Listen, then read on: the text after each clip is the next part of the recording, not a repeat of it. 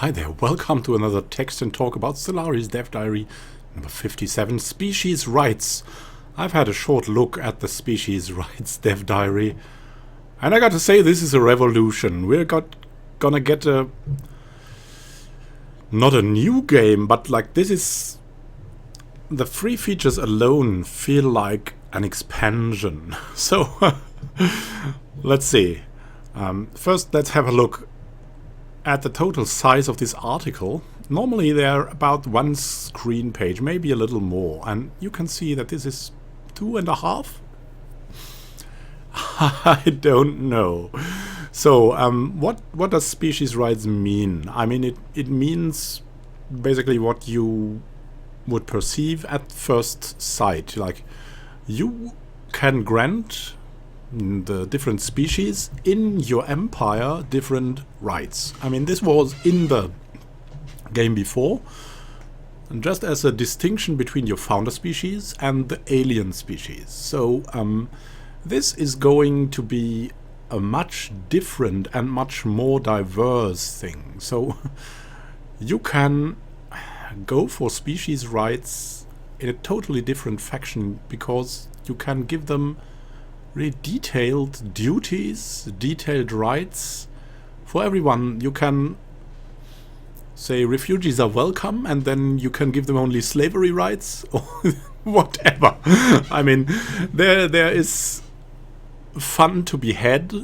Just don't take it too seriously, because if you take it too seriously, it's going to be it's really crazy. It has nothing to do with reality, and yeah, we humans are one species. So yeah, this is a science fiction scenario, a science fantasy even. And now let's talk about the Dev Diary. So what do you have? You can distinguish between full citizenship, caste system, limited citizenship, slaves, and undesirables. So you can give certain species a marker, like in this menu. Also, they have said like there's going to be a much funner interface for this, because majority of the interface crew is sick at the moment, so this is going to be looking much better. So full citizenship means species with full citizenship are fully integrated populations in your empire. They have the right to vote in democracies and can become leaders of all types. They're also forbidden from enacting population controls on them. So they can procreate all they want. Caste system. Species with a caste system have a mix of full citizenship and slavery, with pops working in the farms and mines being enslaved, and the rest being free to enjoy the fruits of the serf's labor. You can have that at once. That's the crazy thing about it. So some here, like in old India, or like in India today even sometimes, caste systems. Then we have limited citizenship. Species with a limited citizenship are tolerated but not integrated populations in your empire. While not enslaved, their right to vote and stand for political office is curtailed, and you can place population restrictions on them and restrict them from being able to settle on your core worlds. More on that below. It would be like similar to the refugee situation today. Like in Germany, like the refugees are welcome, they can work, but they cannot vote, because they don't have citizenship that has political rights with them. So they have limited citizenship. They are able to live, they are tolerated in the way of the law, but not like they can sometimes work. That's also difference. And they will be barred from making the future of that state they are in. So the limited citizenship is just, they are more like a resource than a participant in that system. That's the difference in the case from the caste system and the full citizenship. They can decide what's going to be the future of the state. Limited citizenship cannot. Slaves, of course, cannot also. Species with this setting are all enslaved without exception. They have no rights whatsoever and live under the most squalid of conditions. So yeah, that's it for them. They are most of all a resource. So they are treated as a resource. That's very inhuman, but you can play it that way. Yeah. So undesirables. What are undesirables? They are species that you do not wish to exist in your empire. Depending on your purge policy, this can either mean that you target them for extermination or just try to drive them off from your worlds. More on that below. So you can also determine like how you want to treat the undesirables. Before it was like, yeah, purge them! Purge them! Now you can send them away to other empires, maybe with migration treaties. And you can also now give them, you can see here, military service, slavery type, living standards. You can adjust a lot about these guys. Purge type, processing, what displacement? Like, that's much better. Processing sounds creepy. So military service. That is the martial obligations placed on this species by your empire. Can range from allowing full military service as both soldiers and officers, allowing you to recruit generals and admirals from the species, even if they would normally not be allowed to be leaders. For example, due to limited citizenship. So you could have a military class there, like in old Rome, where usually like the Gauls and other so-called barbarians had difficulties gaining, like becoming members of the Senate, but they could become high admirals. They could not become Caesars until very late in the Roman Empire, but they were allowed for full military service. So that is something like if you, for example, acquired a species of raging apes that are very strong, and you don't want them as leaders presented to you like in the research realm, and you don't want them as leaders of your general empire, but in the military service you think, yeah, that's just their thing. Let's use them for that. Then you would have like the Grand Wookiee General or something like that in the military service, and you could give them full military service. And soldiers only means probably you can make armies with them. Full military service would mean you could gain generals and admirals from them. Now, living standards represents how economically favored a population is, for example, whether they benefit from social welfare or have restrictions placed on what kinds of occupations they can be employed in. The higher the living standards of a pop is, the more consumer goods it will use, and the happier it will be. More on consumer goods below. Consumer goods is also a new thing, which will limit your minerals in a way, because a part of the minerals is dedicated to consumer goods then. Now, similar, if you played Heart of Iron 4, you have factories for consumer goods and you have factories for military stuff. So at the moment, it's bound, the minerals are bound to state and military stuff. Now you also have consumer goods. So a bigger population also means that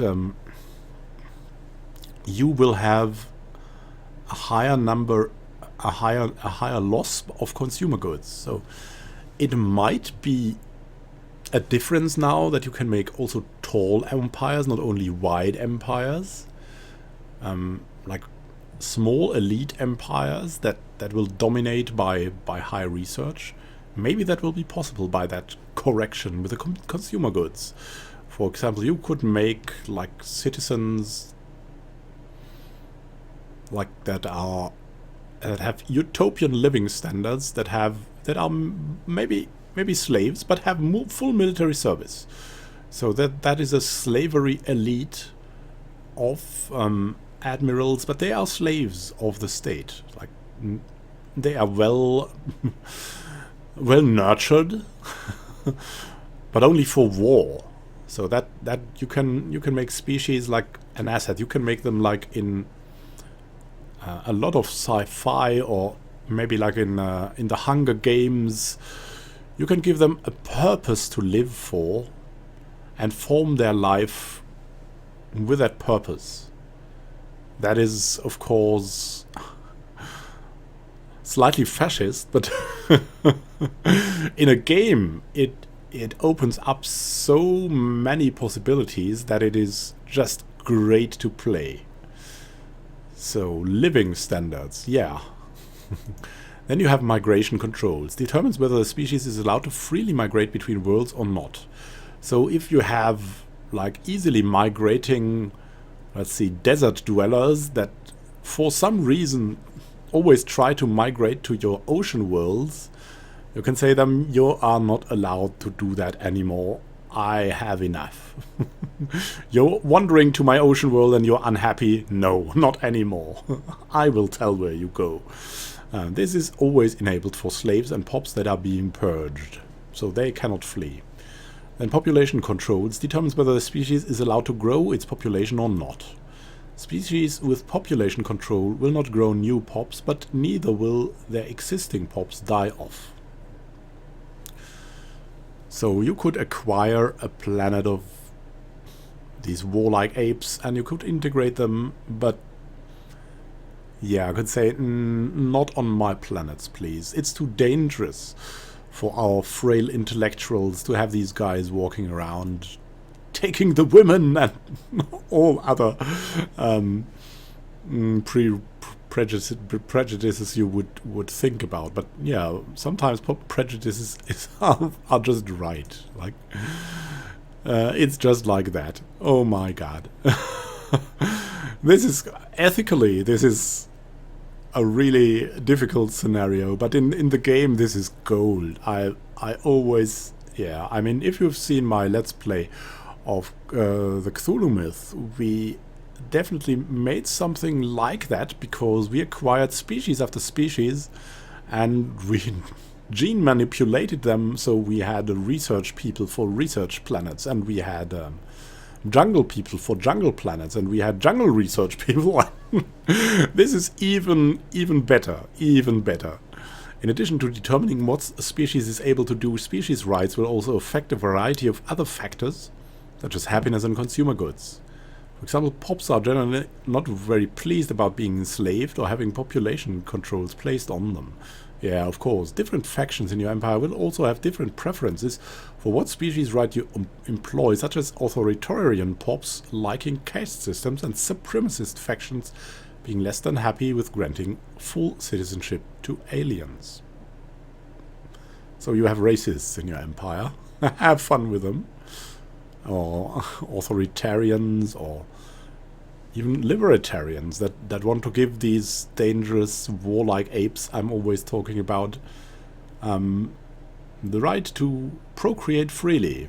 I mean, this could also be very annoying if they for some reason have a very improved birth rate. So you would end up with an empire of your created by your frail intellectuals, geared for research, and then boom, it's full of slightly dumb but strong warlike apes that take over. Could you compare this to the late Roman Empire? Not really. I mean the Gaul and everyone else was very educated in the end of the Roman Empire, but as a metaphor it would work, like the barbarians taking over. And now and then your intellectuals would be a minority. Wow.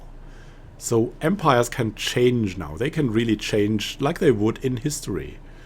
They can really become living embodiments of history. And this is more to the promise of Stellaris, that was like history in space. And in history there's also story, as though more stories in space.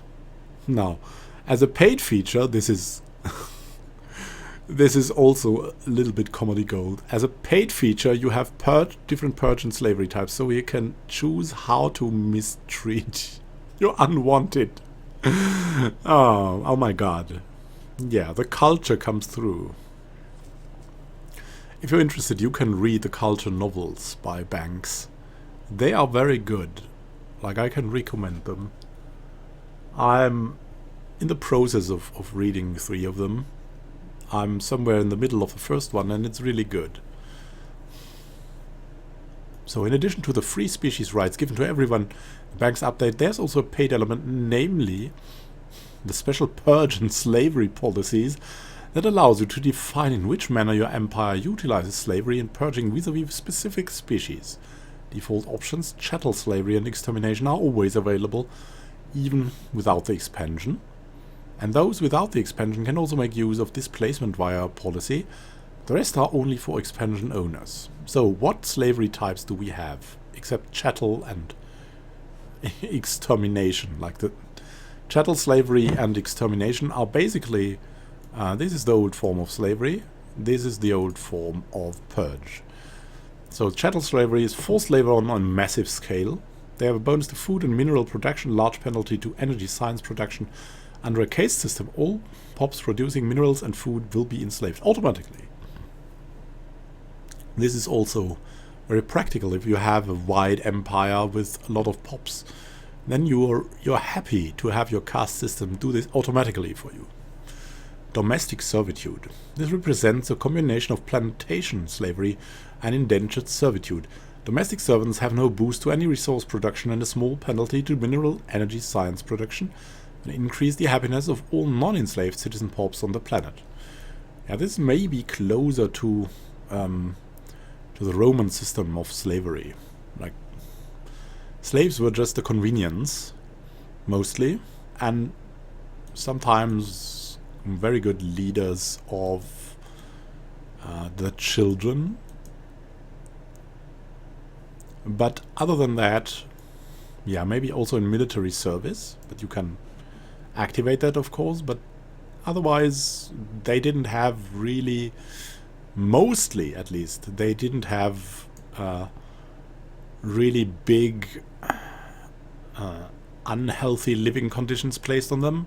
This was mostly reserved for people enslaved by not war, but by crime. So criminals in the Roman Empire would be put to, like, the stone quarries or something like that. Like, the normal slaves were just more integrated into society, if it could be. Not that this is not really bad. It is, but yeah, this is what domestic servitude means. Battle thralls. So this is what we were maybe talking about with full military service. This represents a system of enforced martial serfdom.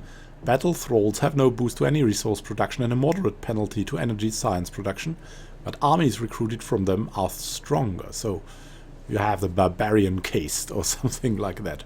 And then, oh my god, livestock. This represents a species that is regularly culled to be used as food. Livestock produce a fixed number of extra food, but are completely unable to produce any other kind of resource. Ooh. Oh my god. Oh my god. Oh my god. You can play empires of horror and monstrosity there, or you can play empires that free the galaxy of that. There will be so diverse empires. It's going to be massive.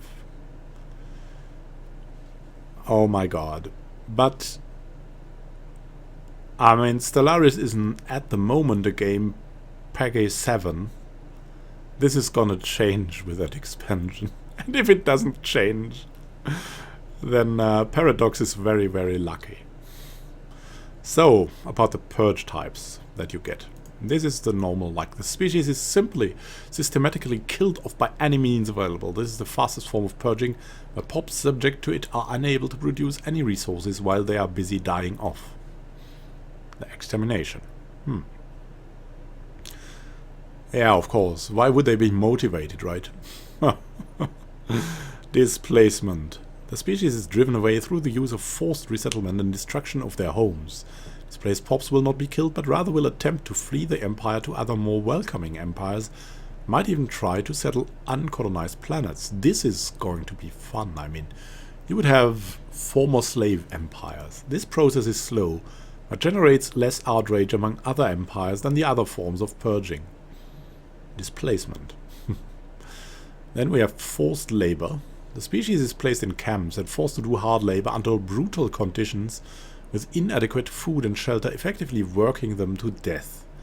Pops during forced labor will be killed off more slowly than through extermination, but it will continue to produce minerals, food, and, at a significant penalty, energy.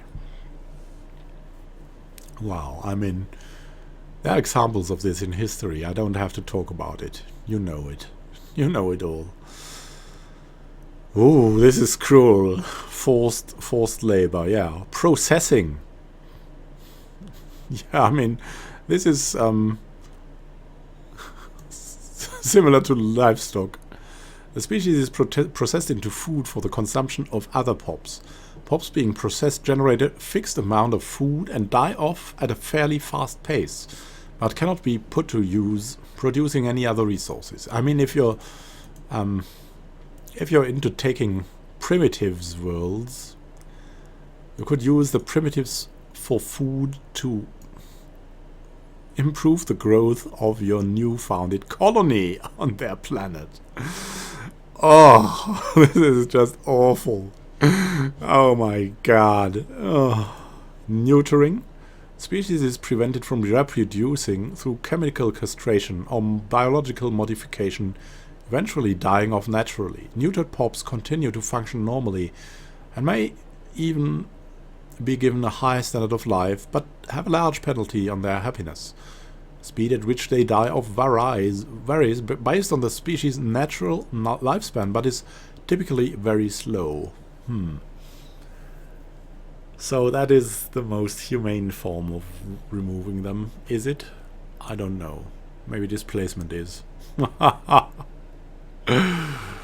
Ooh. I mean, this was common in the Arabian empires with eunuchs, but only in the harem. So here you have a screenshot of that. Refugees welcome is here, then slavery prohibited allowed.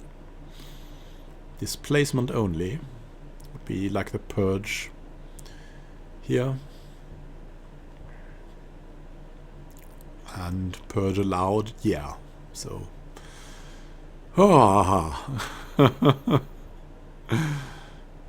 then we have consumer goods, which is a free feature, which makes sense as it is changing the whole game.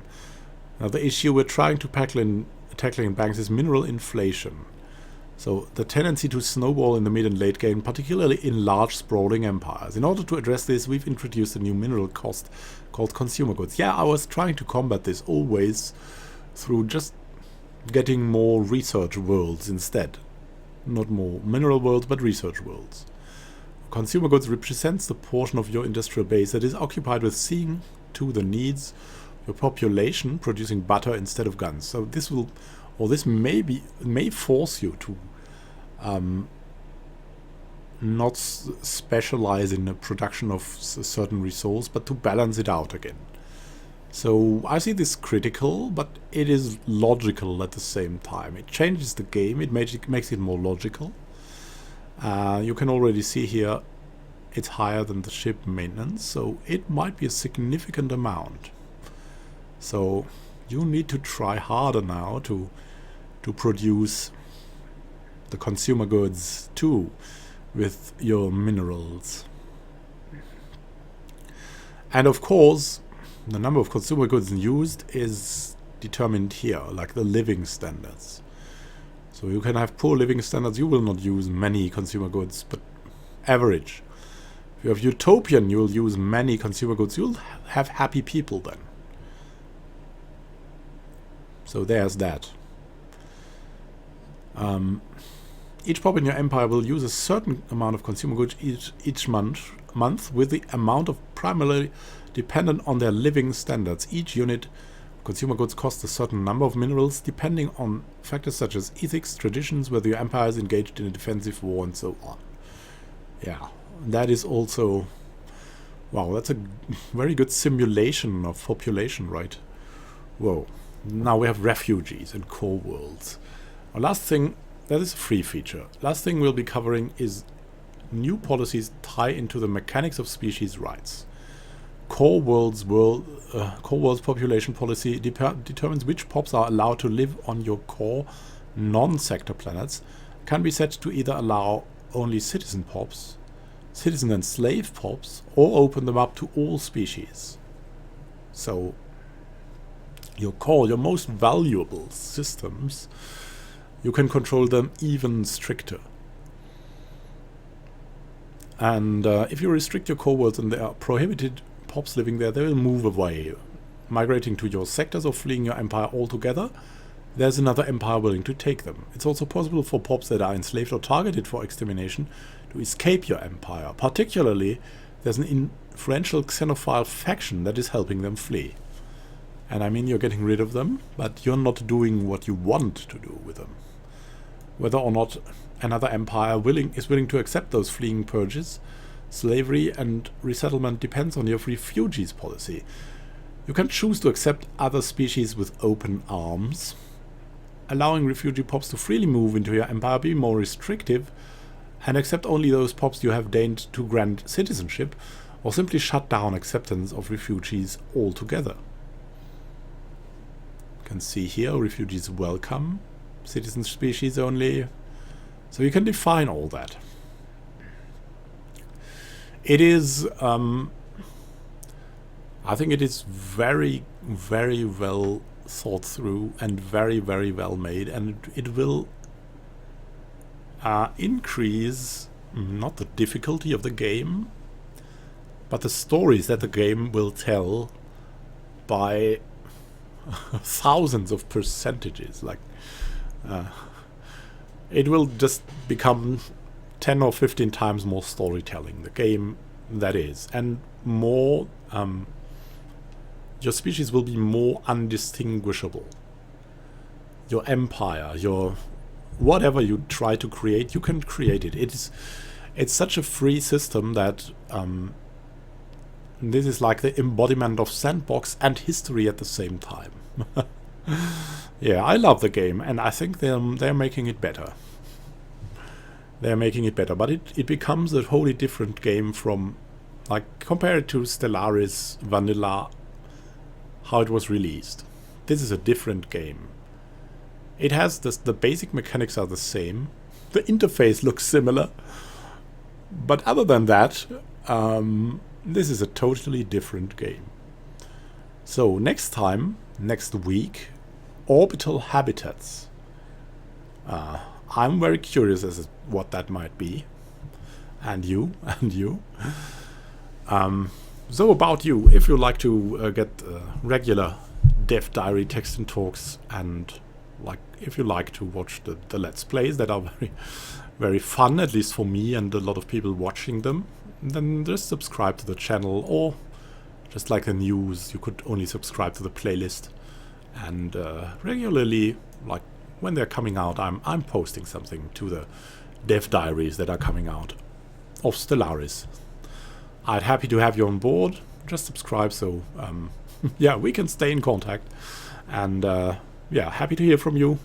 Have a good time and happy gaming. This is Immanuel signing out.